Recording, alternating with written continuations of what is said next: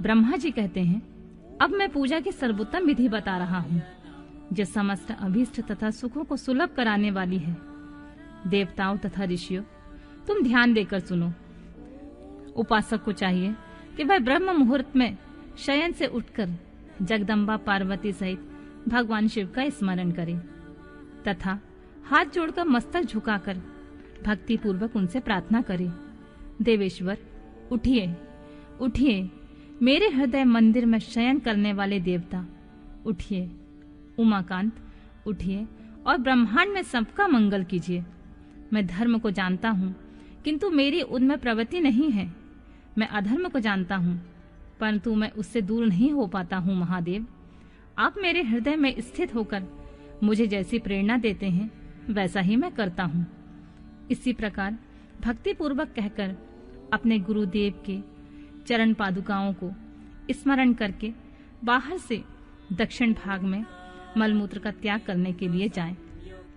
मल त्याग करने के बाद मिट्टी और जल से धोने के बाद शरीर की शुद्धि करके दोनों हाथों और पैरों को धोकर दंतवन करें। सूर्योदय होने से पहले ही दंतवन करके मुख को 16 बार जल की अंजुलि से धोएं। देवताओं तथा ऋषियों, षष्ठी प्रतिपदा, अमावस्या और नवमी तिथियों तथा रविवार के दिन शिव भक्त को यत्न पूर्वक दंतवन का त्याग कर देना चाहिए। अवकाश के अनुसार नदी आदि में जाकर घर में ही भली भांति स्नान करें। मनुष्य को देश और काल के विरुद्ध स्नान नहीं करना चाहिए। रविवार, श्राद्ध, संक्रांति, ग्रहण, महादान, तीर्थ, उपवास दिवस अथवा अशौच प्राप्त होने पर मनुष्य गर्म जल से स्नान न करें। शिव भक्त मनुष्य तीर्थ आदि में प्रवाह के सम्मुख होकर स्नान करें। जो नहाने के पहले तेल लगाना चाहे उसे विहित एवं निषिद्ध दिनों का विचार करके ही तेलांग करना चाहिए। जो प्रतिदिन तेल लगाता हो अथवा जो तेल इत्र आदि से वासित हो, उसका लगाना किसी भी दिन दूषित नहीं है। सरसों का तेल ग्रहण को छोड़कर किसी दूसरे दिन भी दूषित नहीं होता। इस तरह देश काल का विचार करके विधि पूर्वक स्नान करें। स्नान के समय अपने मुख को उत्तर अथवा पूर्व की ओर रखना चाहिए। शुद्र वस्त्र से इष्ट देव के स्मरण पूर्वक स्नान करें। जिस वस्त्र को दूसरों ने धारण किया हो अथवा जो दूसरों के पहनने की ही वस्तु हो तथा जिसे स्वयं रात में धारण किया गया हो, वह वस्त्र उच्छिष्ट कहलाता है। उससे तभी स्नान किया जा सकता है जब उसे धो लिया गया हो। स्नान के पश्चात देवताओं, ऋषियों तथा पितरों की तृप्ति देने वाला स्नानांग तर्पण करना चाहिए। उसके बाद धुला हुआ वस्त्र पहने और आचमन करें। द्विजोतमो, गोबर आदि से लीप पोत कर स्वच्छ किए हुए शुद्ध स्थान में जाकर वहां सुंदर आसन की व्यवस्था करें। वह आसन विशुद्ध काष्ठ का बना हुआ, पूरा फैला हुआ तथा विचित्र होना चाहिए। ऐसा आसन संपूर्ण अभीष्ट तथा फलों को देने वाला होता है। उसके ऊपर बिछाने के लिए यथायोग मृग चर्म आदि का ग्रहण करें। शुद्ध बुद्धि वाला पुरुष उस आसन पर बैठकर भस्म से त्रिपुंड लगाएं। त्रिपुंड से जप तप तथा दान सफल होता है। भस्म के अभाव में त्रिपुंड का साधन जल आदि बताया गया है। इस तरह त्रिपुंड करके मनुष्य रुद्राक्ष धारण करे, अपने नित्य कर्म के संपादन करके फिर शिव की आराधना करे। तत्पश्चात 3 बार मंत्रोच्चारण के पूर्वक आचमन करे। फिर वहां शिव की पूजा के लिए अन्न और जल लाकर रखें। दूसरी कोई जो वस्तु आवश्यक हो उसे यथाशक्ति जुटाकर अपने पास रखें। इस प्रकार पूजन सामग्री का संग्रह करके वहां धैर्य पूर्वक स्थिर भाव से बैठें। फिर जल, गंध और अक्षत से युक्त एक अर्घ्य पात्र लेकर उसे दाहिने भाग में रखें। उससे उपचार की सिद्धि होती है। फिर गुरु का स्मरण करके उसकी आज्ञा लेकर विधिवत संकल्प करके अपनी कामनाओं को अलग न रखते हुए पराशक्ति से सपरिवार शिव का पूजन करें। एक मुद्रा दिखाकर सिंदूर आदि उपचारों द्वारा सिद्धि बुद्धि सहित विघ्नहारी गणेश जी का पूजन करें। लक्ष्य और लाभ से युक्त गणेश जी का पूजन करके उनके नाम के आदि का प्रणव तथा अंत में नमः जोड़कर नाम के साथ चतुर्थी विभक्ति का प्रयोग करते हुए नमस्कार करें। उसके बाद उनसे क्षमा याचना करके पुनः भाई कार्तिकेय सहित गणेश जी का पराभक्ति से पूजन करके उन्हें बारंबार नमस्कार करें। तत्पश्चात सदा द्वार पर खड़े रहने वाले द्वारपाल महोदय का पूजन करके सती साध्वी गिरि राजकुमारी उमा जी का पूजन करें। चंदन, कुमकुम तथा धूप, दीप आदि अनेक उपचारों तथा नाना प्रकार के नैवेद्यों से शिवा का पूजन करके नमस्कार करने के पश्चात साधक शिव जी के समीप जाए। यथासंभव अपने घर में मिट्टी, सोना, चांदी, धातु या अन्य पारे आदि की शिव प्रतिमा बनाए और उसमें नमस्कार करके भक्ति परायण हो उसकी पूजन करें। उसकी पूजा हो जाने पर सभी देवता पूजित हो जाते हैं। मिट्टी का शिवलिंग बनाकर विधि पूर्वक उसकी स्थापना करें। अपने घर में रहने वाले लोगों को स्थापना संबंधी सभी नियमों का सर्वथा पालन करना चाहिए। भूत शुद्धि तथा मातृका न्यास करके प्राण प्रतिष्ठा करें। शिवालय में दिक्पालों की भी स्थापना करके उनकी पूजा करें। घर में सदा मूल मंत्र का प्रयोग करके शिव की पूजा करनी चाहिए। वहां द्वारपालों का पूजन सर्वथा नियम नहीं है। भगवान शिव के समीप ही अपने लिए आसन की व्यवस्था करें।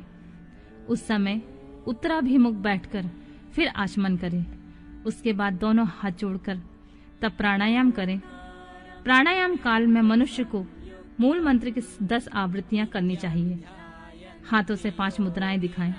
यह पूजा का आवश्यक अंग है। इन मुद्राओं का प्रदर्शन करके ही मनुष्य पूजा विधि का अनुसरण करे। फिर वहां दीप जलाकर गुरु को नमस्कार करके पद्यासन अथवा भद्रासन में सुखपूर्वक बैठकर पूजन का प्रयोग करें। फिर अर्घ्य पात्र से उत्तम शिवलिंग का प्रक्षालन करें। मन को भगवान शिव से अन्यत्र न ले जाकर पूजा सामग्री को अपने पास रखकर निम्नलिखित मंत्र समूह से महादेव जी का आवाहन करें। जो कैलाश के शिखर पर निवास करते हैं, हे पार्वती देवी के सती समस्त देवताओं से उत्तम है, जिनके स्वरूप का शास्त्रों में यथावत वर्णन किया गया है, जो निर्गुण होते हुए भी गुण रूप हैं, जिनके 5 मुख और 10 भुजाएं और प्रत्येक मुखमंडल में 3-3 नेत्र हैं, जिनकी ध्वजा पर वृषभ का चिन्ह अंकित है। अंग कांति कपूर के समान गौर है, जो दिव्य रूपधारी चंद्रमा रूपी मुकुट से सुशोभित तथा सिर पर जटाजूट धारण करने वाले हैं, जो हाथी की खाल पहनते हैं और व्याघ्र चर्म ओढ़ते हैं, जिनका स्वरूप शुभ है, जिनके अंगों में बासुकी आदि नाग लिपटे रहते हैं, जो पिनाक आदि आयुध धारण करते हैं, जिनके आगे 8 सिद्धियां निरंतर नृत्य करती रहती हैं। भक्त समुदाय जय जयकार करते हुए जिनकी सेवा में लगे रहते हैं। दूसरा है तेज के कारण जिनकी ओर देखना भी कठिन है, जो देवताओं से सेवित तथा संपूर्ण प्राणियों को शरण देने वाले हैं, जिनका मुखारविंद प्रसन्नता से खिला हुआ है। वेदों और शास्त्रों ने जिनकी महिमा का यथावत ज्ञान किया है, विष्णु और ब्रह्मा भी सदा उनकी स्तुति करते हैं, जो सदा परमानंद स्वरूप हैं। उन भक्त वत्सल शंभु शिव का मैं आवाहन करता हूँ। इस प्रकार साम्य शिव का ध्यान करके उनके लिए आसन दें।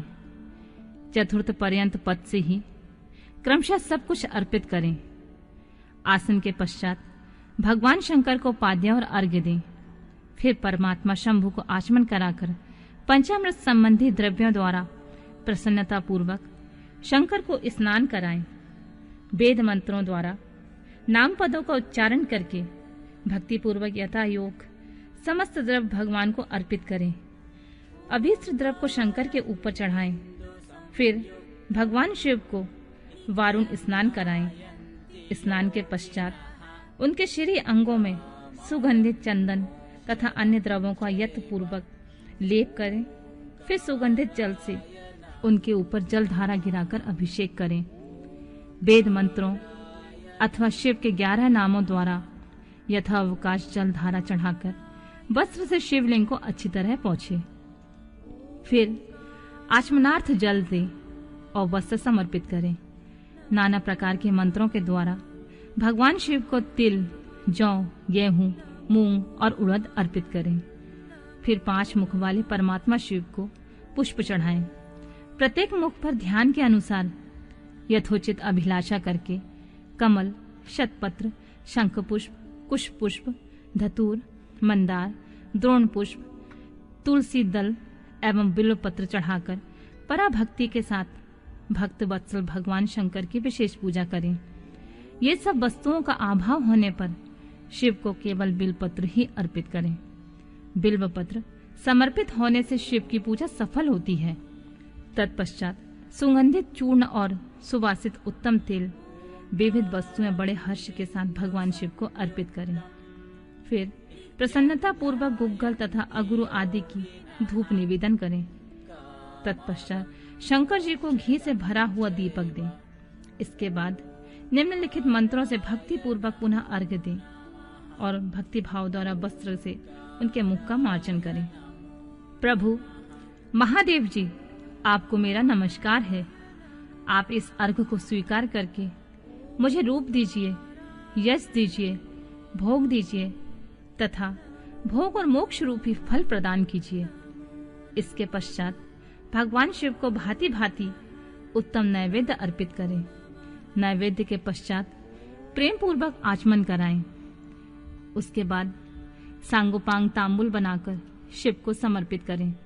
फिर 5 बत्ती की आरती बनाकर भगवान को दिखाएं। उनकी संख्या इस प्रकार है: पैरों में 4-4, नाभि मंडल के सामने 2 बार, मुख के समक्ष 1 बार तथा अन्य संपूर्ण अंगों में 7 बार आरती दिखाएं। तत्पश्चात नाना प्रकार के स्तोत्रों द्वारा प्रेम पूर्वक भगवान वृषभ ध्वज की स्तुति करें। तदनंतर धीरे धीरे शिव की परिक्रमा करें। परिक्रमा के बाद भक्त पुरुष साष्टांग प्रणाम करें और मंत्रों से भक्ति पूर्वक पुष्पांजलि दें। ऐसा जानकर हे गौरीनाथ, भूतनाथ, आप मुझ पर प्रसन्न होइए।